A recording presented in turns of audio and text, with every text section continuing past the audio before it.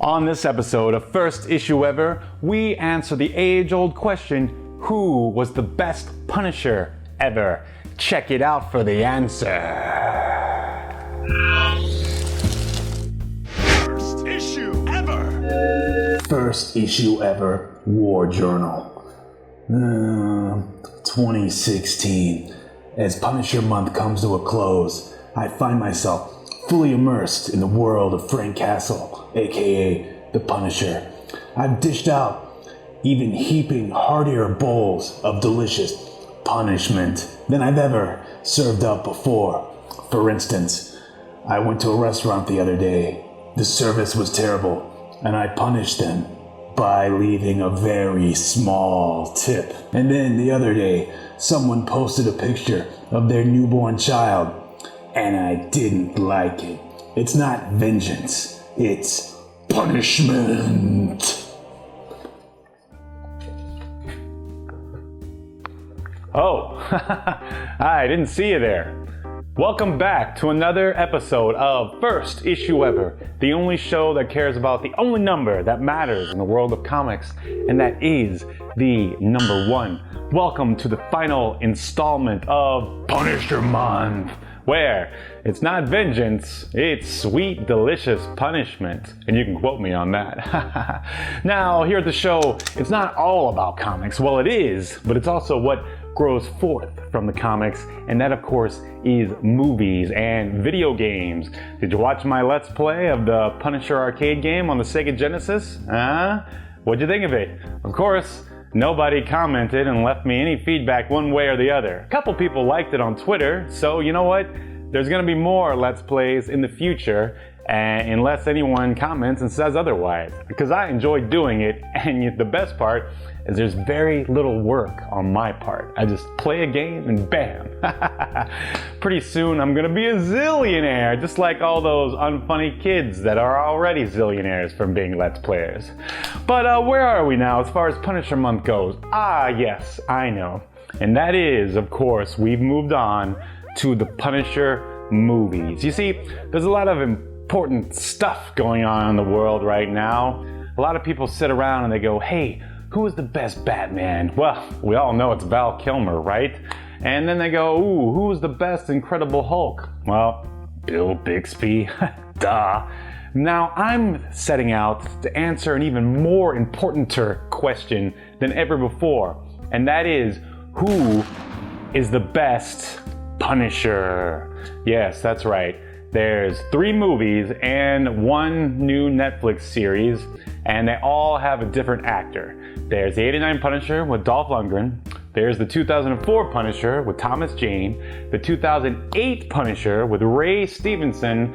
And that brings us now to 2016 with Jay Bernthal, who has portrayed the Punisher so far only in the Daredevil series, season 2, but we all know that he's going to be getting his own series soon enough. Maybe I should have waited and done Punisher Month then. Too bad. We're in too deep, people. We can't pull out now. So we're going to move forward, and I'm going to talk about all 3 movies, the TV series, what I like and don't like about them. And then at the end, I'm going to give you the definitive answer. That's right, the answer.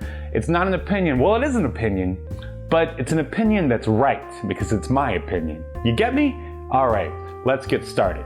First off, there's the very first Punisher movie ever, and that's the 1989 movie called The Punisher, starring Dolph Lundgren. Okay, let's talk about the good. And there isn't very much. Okay, the good is Dolph Lundgren definitely looks like the Punisher. They dyed his hair black. He's tall, obviously. He's built. He already has a lot of action hero cred from, being in the Rocky movie. And I think I can't remember if he had done He-Man at this point or not, which would probably take cred away. I don't know. When I always think of Dolph Lundgren, I think of the Rocky movies, He-Man, and the Punisher, of course.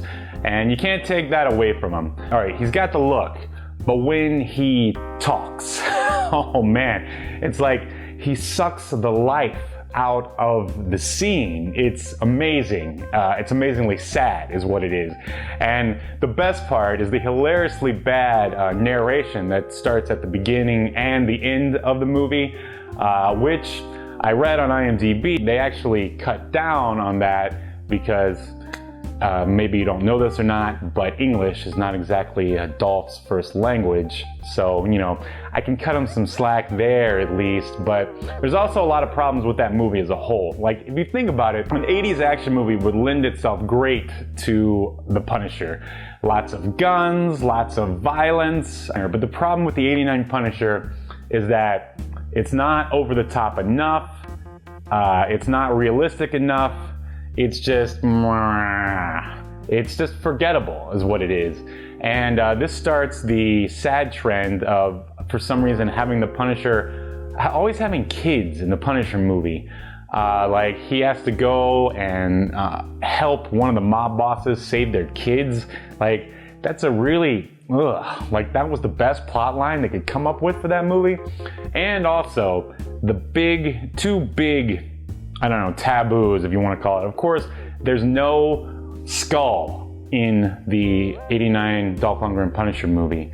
I tried digging, I couldn't really find an answer as to why it wasn't there. Some people think it's because Marvel was against the movie, but they weren't. Like, Stan Lee was actually a producer on it. If you know the answer, please leave it in the comments, because inquiring minds want to know. Another thing about the Dolph Lundgren Punisher is that it tweaks the origin to where the Punisher is an ex-cop. They don't say anything about his military background. And also, for whatever reason, his family is killed in a car bomb instead of at Central Park with guns. I guess they thought that would be easier to film. And then, of course, there's just an overall lack of logic in the Punisher's attacks and strategy. Like, there's a scene where he busts down through a glass window, which happened a lot in action movies in the 80s and 90s, drops down on the table. First thing he does, in a room full of bad guys with guns, is throws a knife. What? Well, that doesn't even begin to make sense. If you do that in real life and you throw a knife, the guys are gonna gun you down. You never bring a knife to a gunfight. It's like rule number one. Let me just sum up the 89 Punisher with the good. Dolph Lundgren had the look. There's some decent action scenes, but Dolph Lundgren did not have the acting chops to support at least what Frank Castle or what the Punisher needed to be memorable. Overall, it was forgettable, just like the film as a whole, even though supposedly there was a sequel in the works, but Dolph Lundgren didn't want to have anything to do with it because the first one did not do very well. Moving on and ahead, all the way to the year 2004, it's time for the Thomas Jane Punisher. Now, let's talk about the good. The good is Thomas Jane himself. He's got the look, he's got the acting chops. They have the Punisher skull this time. So what could go wrong, right? Number one, for some reason, this particular Punisher movie takes place in Tampa, Florida. Now, you could do a Punisher story that does take place in Tampa. There was mafia back then, like I think around the 70s or something like that. But they set his origin in Tampa, Florida. And that just doesn't work. You just can't do that. That would be like taking Superman out of Smallville. For whatever reason, those filmmakers were dead set on having the Punisher be created in Tampa, Florida. I'm sure they were probably trying to save some money by shooting in Tampa. Too much Travolta, although he did do a good job, although I still think Travolta should have quit after Pulp Fiction. I mean, it's not like he needs the money. Plot is okay, but the big problem lies in the tone of this one. Like, they at least, in the 89 Punisher, they at least got the tone right. In this one, they've got some pretty great action scenes that are pretty violent. In fact, I remember them making a really big deal about it. But in betwixt the pretty well-filmed action scenes are some very cartoony characters and cartoony scenes. This is a big problem, I think, with a lot of the darker characters in the Marvel Universe, is that they just don't exactly know what to do with them tonally once it comes to the cinematic universe. Ghost Rider would be another example. Soundtrack makes it sound like an action adventure. It almost feels like they're trying to push the Punisher into a level of maybe like Indiana Jones and Dick Tracy, like the way that people in Hollywood who don't really read comics think that a comic book should be as far as a movie goes. It just doesn't work. It doesn't have to be like that. I mean, the Punisher is basically real. I mean, he's a real character that could easily exist. It just requires some finesse as far as, you know, how much you want to push into the superhero comic book genre, and they failed miserably. Like there's the cartoony fight with Kevin Nash where, I don't know, he looks like a 1950s sailor or something. During that fight scene with Kevin Nash, they have the comic relief characters just dancing around and making spaghetti. Like, who came up with that? That was ridiculous. It ruined that fight scene with Kevin Nash could have been good, but they juxtaposed it with making spaghetti. Who is the genius that came up with that? Because that was just ridiculous. Why does the Punisher live in an apartment with 3 like comic reliefs? No, 2 comic reliefs and an attractive supermodel played by, I don't know, Mystique. I can't remember her real name. Rebecca Romaine, that's who it is. That guy who played the guitar. I mean, it's just, I think those things are in the actual comics at some point, but that doesn't necessarily mean it's going to translate well onto the big screen. And then there's almost sort of a pseudo-romance building between the Punisher and Rebecca Romaine. Thomas Jane, good. Action scenes, pretty good. Tone of the film, bad. Comic reliefs, cheesy. Dialogue, cheesy, and not in a good way, in a really roll your eyeballs cheesy way. So there you have it. 2004 Thomas Jane Punisher, and that's why it took 4 more years for them to come out with Punisher Warzone, which is not considered a sequel. It is a reboot, according to IMDb. This stars Ray Stevenson. It wasn't really a huge star. I mean, if you look at his IMDb, man, does that guy work. I remember him mostly from Dexter. And before that, I guess he was in Rome. I mean, he's a good actor. His portrayal of the Punisher is adequate. It's kind of like frowny. In this particular film, spoiler alert, he accidentally shoots an FBI agent. So there's this big question of, ooh, am I doing the right thing? Who punishes the Punisher is one of the lines from the film. I just don't picture the Punisher ever questioning what he's doing as wrong. He's the Punisher. He punishes evil. So Ray Stevenson looks like a version of the Punisher, and that is the Marvel Knights / Max version of the Punisher. He doesn't really exist in the Marvel continuity. It's just a standalone world for the Punisher, basically. It was an imprint at Marvel back in the early 2000s, which allowed them, you know, the writers freedom with certain characters and not have to worry about, you know, all the other stupid crap that could possibly get in the way. And some of the best, you know, Punisher stories came out of that time, from Marvel Knights to Max, which, of course, none of those imprints exist anymore, thanks to Disney, but we'll talk about that another time. This movie definitely pushes into the comic book realm for sure, 100%. I mean, it is way over the top. The cinematography is over the top.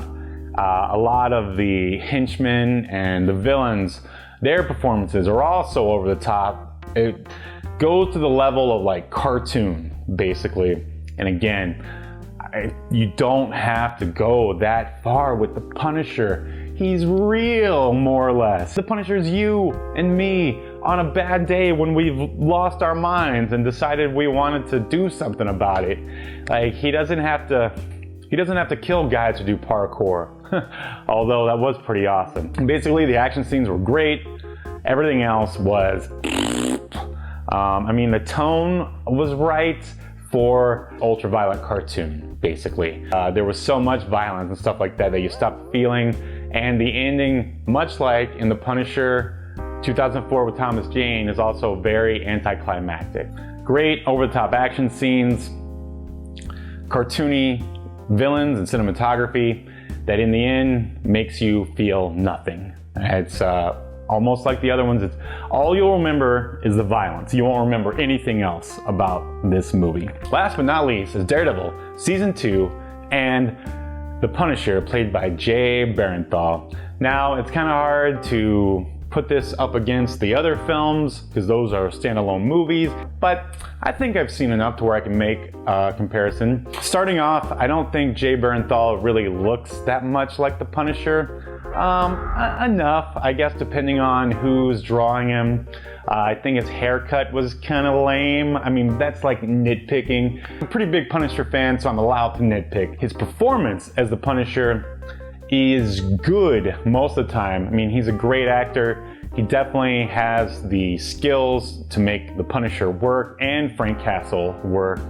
However, I feel like, and this is what Marvel does a lot these days, especially with their darker characters, they humanized him too much, and this Punisher is basically the Punisher that you want to sit down and have a beer with. He talks about his feelings a little too much, like even just for an average man. It was a monologue that was just 12 to 15 minutes of the Punisher talking about his feelings about losing his family. They did get the origin right. The fact that he's a military guy is also right. They humanized him a little too much, at least as far as what I'm looking for in a Punisher, and thus letting me down, Steve, the only opinion that matters in this world. Also, when they introduce him, they show him walking through a hospital, shooting up things with a shotgun. I thought that was very derivative of the Terminator, and it's also not what the Punisher would do. He is a soldier and a strategist, almost like Batman, if not better than Batman, I feel. And it just doesn't make any sense. Like, the Punisher doesn't kill innocent people on purpose, so for him to walk through a hospital with a shotgun just doesn't really make any sense. I like the excuse they use for him coming up with the skull, like him looking at the newspaper and seeing his x-ray with the bullet through it. That was good. Whoever came up with that, good on you. It's much better than the 2004 Thomas Jane, where his son gives him a t-shirt that's supposed to be for luck. I mean, who buys their dad clothes at the age of 6 or 7? I know I never did. Hey, maybe you do. If you do, good for you, but yeah, not over here. Another thing I don't really understand about Jay Barenthal Punisher is him only trusting Karen, I don't know, the secretary from Daredevil. Like, they never even did anything to establish a relationship. He just started talking to her for no reason. You know, they could have made it out to where she looked like the Punisher's mom or something like that. But no, they just like, oh, I'm gonna trust you because you're pretty, or some producer told me to trust you. I think maybe once the Punisher gets his own show, they will work out the tone a little bit better. Maybe not make him such a good old boy Punisher that you want to sit down and have a beer with. If they do, you know, I'll still watch. It's okay. The real Punisher still exists in the comics. Well, as real as a comic book character can be. And I can always visit that whenever I want, because that's the beauty of comics. I'm going to deliver my final decree on who is the #1 Punisher of all time, in my opinion, which is actually fact, because my opinion is the only one that matters, because I'm the only one on this show. If you want your opinion to matter, comment. Tell me who you like as the Punisher, please. All right, so here we go. Let me just go over them one more time. Dolph Lundgren, Thomas Jane, Ray Stevenson, Jay Barenthal, and the winner of the first issue ever, Best Punisher Ever, is Thomas Jane. Yes, I feel like he has the best look, the best characterization of the Punisher thus far. As far as the comic book coming to life and coming on the screen, he's the guy who does it. And I know he really likes the Punisher because he's also in that short film. I don't know if you've seen it. I really wish somehow Thomas Jane could have come back and done the Punisher in the Daredevil. Anyway, there you go. The winner is Thomas Jane. I'll be sending him a gift basket that'll have cheeses and soap, cologne, pictures of me. Nah, maybe not. That's it. Punisher month is over. I hope you enjoyed it. Next month will most likely be Captain America month because it's Captain America Civil War, which should be just called Captain America 3, but nobody wants to use numbers anymore.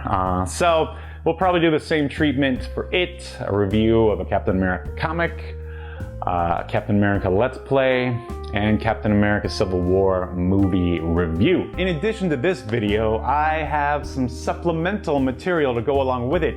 That's right, I have commentary tracks for each of the Punisher films that I recorded myself. So if you want to see how I sort of came to the answer that I came to for, who the best Punisher actor is, you can just listen to the commentary track, and it's really easy. All you have to do is obtain a copy of whichever Punisher film you want, or choose all three. I don't really recommend it. And then I'll tell you when to press play on the YouTube channel, or I'm also looking at maybe we can do a direct download on SoundCloud or Bandcamp. I don't know.